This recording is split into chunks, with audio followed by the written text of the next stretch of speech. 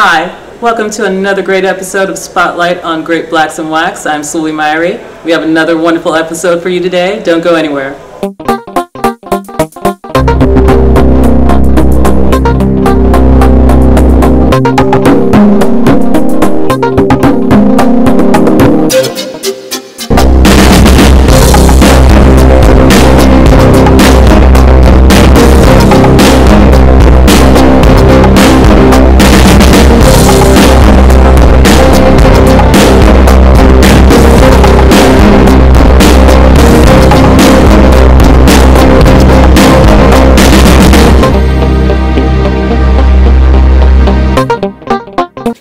As we unveil Mahalia Jackson, could we have a countdown starting with 5, 4, 3, 2, 1.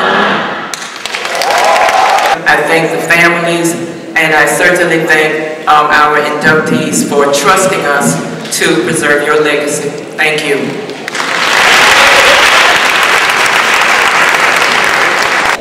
Welcome back to Spotlight. We are here with Dr. Barbara Shaw, and she is the chair for this wonderful event that we're having today. And please, can you tell me a little bit about the process in coordinating such an event? Well, one of the major things that Elma and Joanne wanted was to tell the story of African Americans, tell the whole and the true story. And there were so many categories that they fall in. Last year we did the educational journey where we honored 4 presidents. This year we are doing the spiritual uplift journey where we are honoring persons of faith. We have been planning for the last 10 months. We've been meeting, we've been collaborating, we've been dreaming, we've been wishing. And today it comes to the point where we have done all that we can do. Now we're just waiting for the shouting, because you know, as church folk, we do shout when things go well. And so we are so proud of the National Great Blacks in Wax Museum. We honor the memory of Elmer, but we love Joanne, who has continued to carry on the fight to make this a great museum, a national, only one of its kind. And so today we honor a woman, Mahalia Jackson, one who has been known as the greatest gospel singer. So we are honored because folk have come from all over the world to be here today, not just the United States, but states, countries beyond the United States. So we are honored to have them here. And events like this make those that are lesser known more well known, as they should be. That's right. That's the whole purpose of this. And Great Blacks in Wax have grown exponentially from its induction in the 80s, correct? Yes. Now, how do you go about commissioning the actual work for, like, who creates the sculptures? Okay, well, you know, that's an interesting story because persons will have to meet the criteria. There is a criteria that's set for members or a membership in the gallery.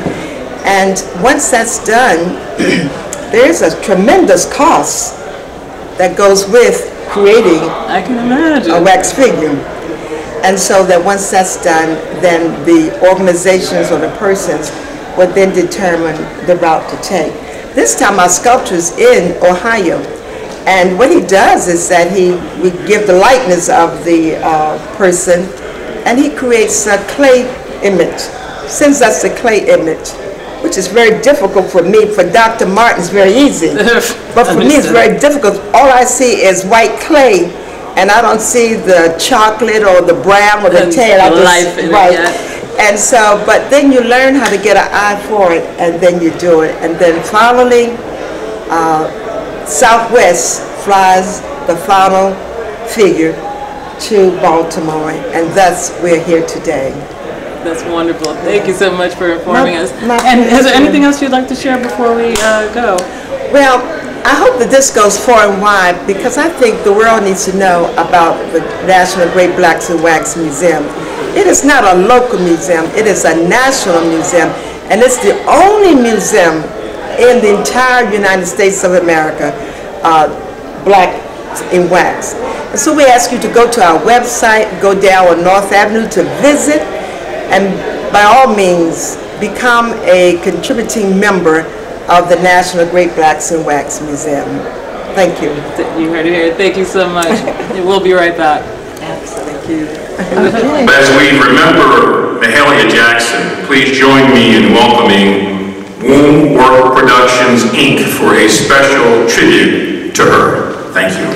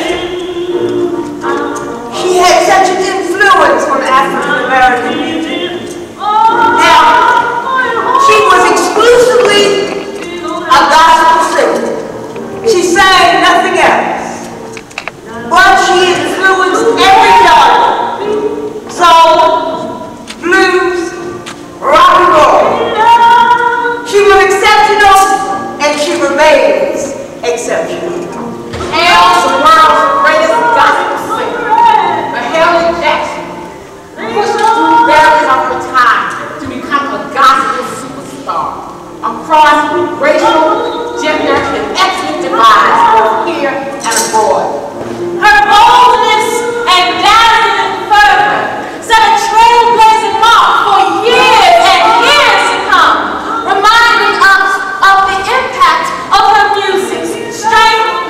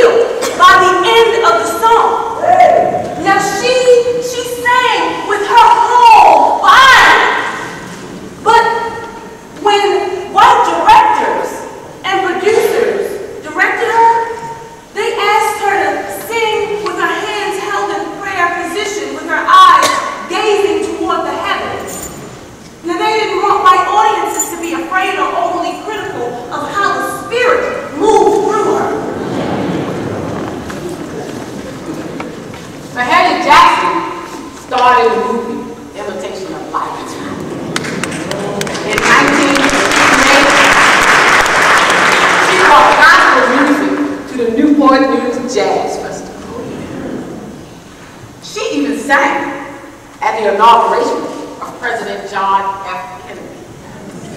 And she and Dr. Martin Luther King Jr. became good friends. She would often lend her voice to the cause of civil rights, raising money for the cause, and often raising the audiences as they prepared to hear Dr. Martin Luther King Jr. speak. Her influence cannot be measured. She left such a profound impact on many, reminding all who listen that the Black church was the root of the African American movement. Still is. Yes. And she gave voice to the fact that God knew what was right and God knew exactly what was wrong. It was so poignant, and especially in those unjust times. This was evident through her voice and through her expression.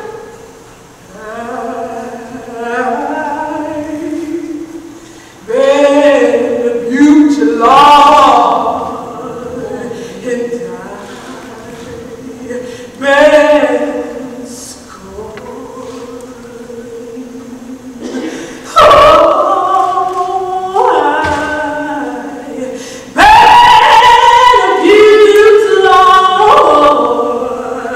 and died. Been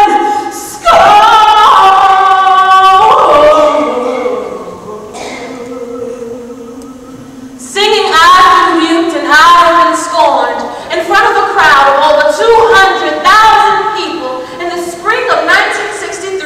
On the steps of the Lincoln Memorial in Washington, D.C., right before Dr. King's phenomenal I Have a Dream speech, Mahalia Jackson became a symbol of empowering and influential strength.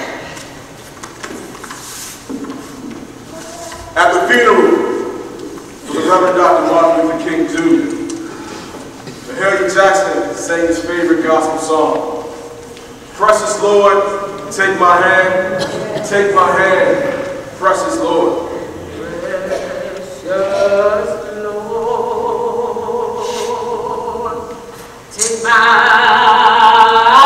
hand, lead me on, help me stay. Dr. King's widow, Scott King, described Mahalia Jackson as black, proud, and beautiful. I am one. Dr. Martin Luther King Jr. was quoted as saying, "A voice like this comes not once in a century, but once in a millennium."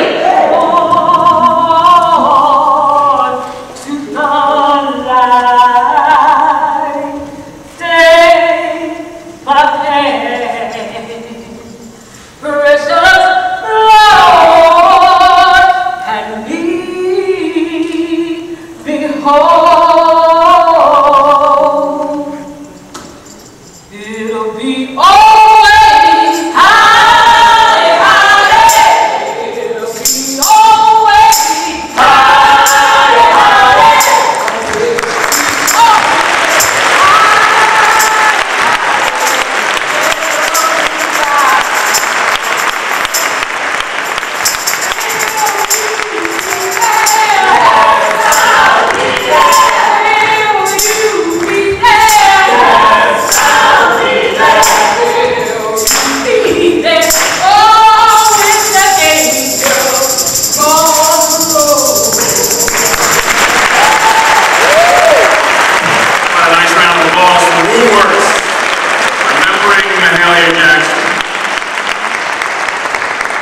To formally present Ms. Jackson's bio and to talk about her legacy, please join me in welcoming the Chief Deputy Register of Wills for Baltimore City and the founder and conductor of the Community Concert Choir, Dr. Marco Merrick.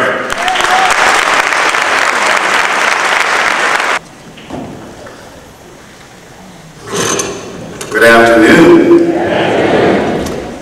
It's an honor to stand here and a privilege to be part of this celebration. Thank you so much, Dr. Martin, Dr. Shaw, and it's been a pleasure to have been part of the committee last year and to serve on this very special occasion today. I feel very at home here on the stage.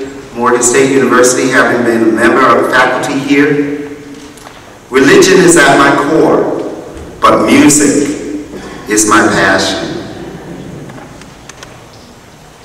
You have in your program a summary that I was honored to share with you. However, I will not share that with you now. Rippling, passionate, fiery, warm, vibrant, spirited, solemn, moving, resonant, enthusiastic, and stirring are just a few of the adjectives that would begin to aptly describe the once-in-a-lifetime voice of Mahalia Jackson.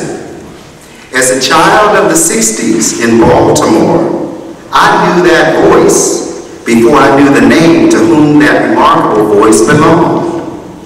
It was a staple on the daily radio program attributed to Baltimore's female gospel radio pioneer, Aunt Pauline Wells Lewis.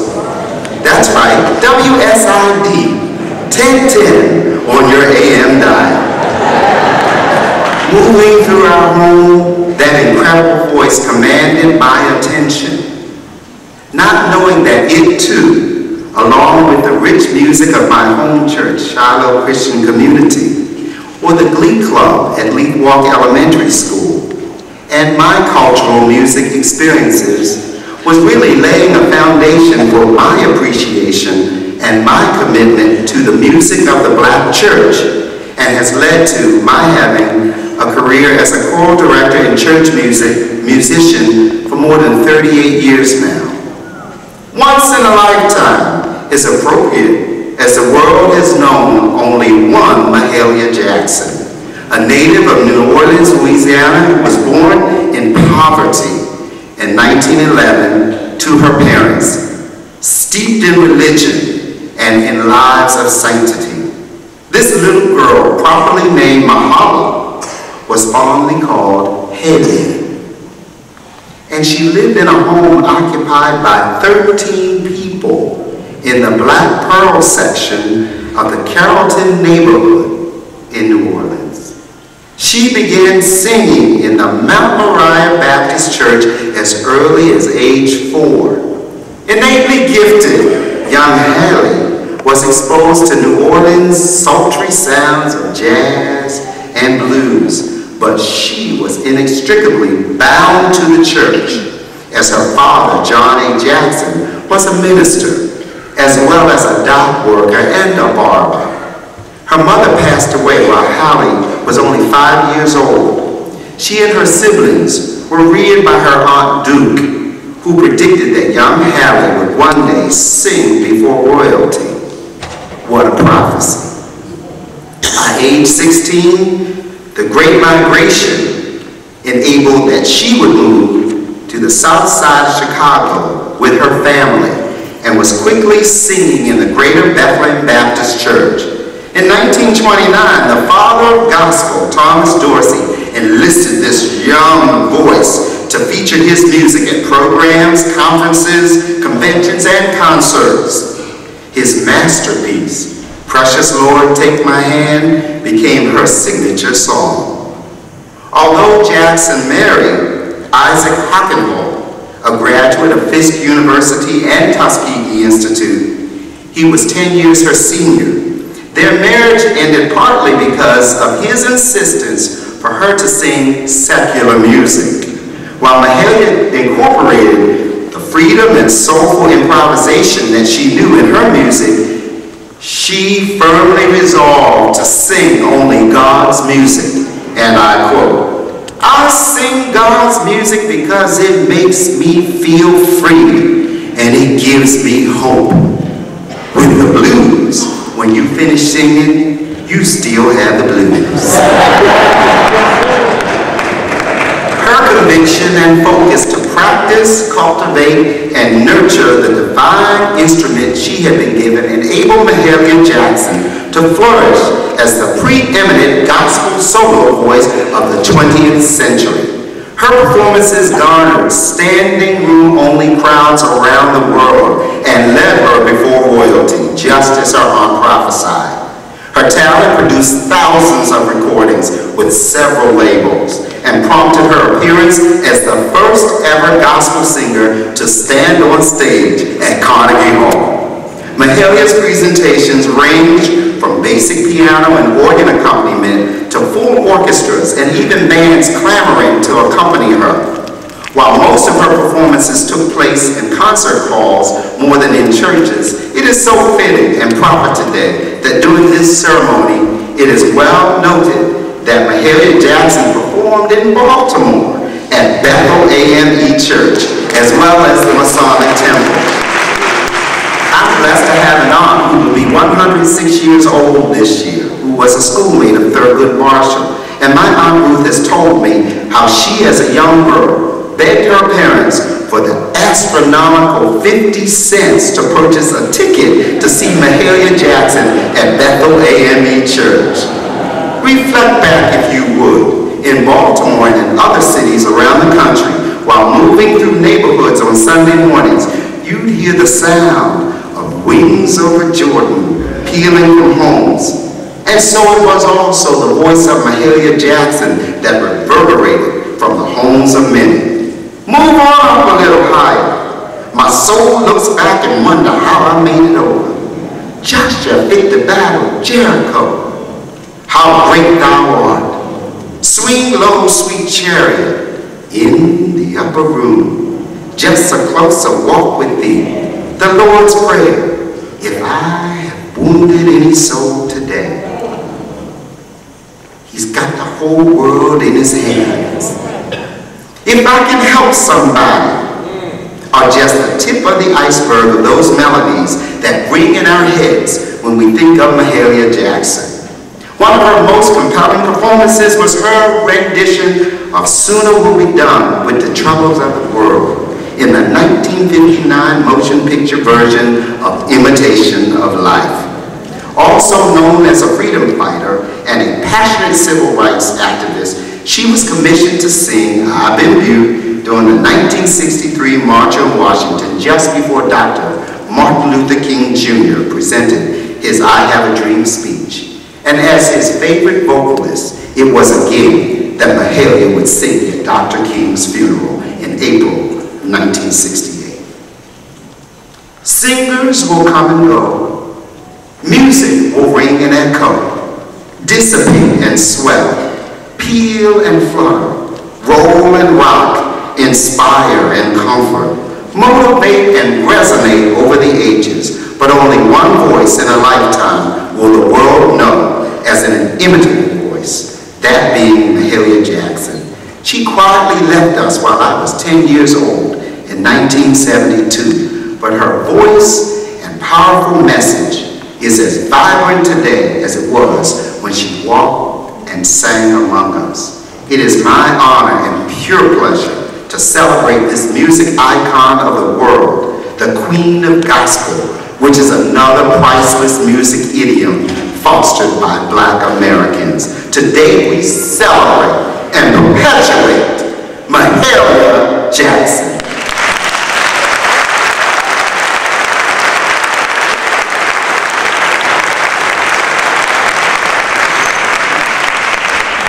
Thank you very much, Dr. Merrick. Very, very inspiring and informative. We're going to move ahead. The people you see coming out on stage is actually the great choir at New Shiloh Baptist Church.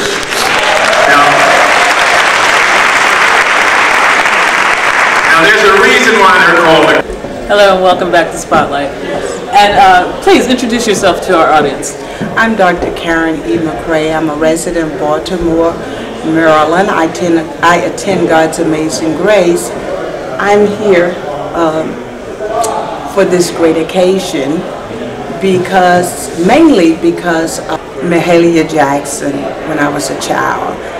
Who doesn't know this woman? Who doesn't know Mahalia Jackson? As a matter of fact, I have 2 albums with Mahalia Jackson. They're all 75s, you know.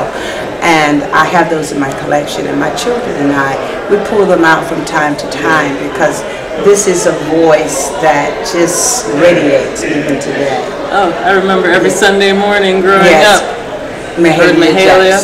Yes. It's like you see her in a movie from the 50s, you'll hear her in a movie from the 90s, just to capture and family life. Right, and the times that she came up in and what she had overcome to be able to present herself in places where blacks would never have been able to is something that touched me even as a child, to say I'm standing on the shoulders of someone who's great, and we need to carry that on and represent well.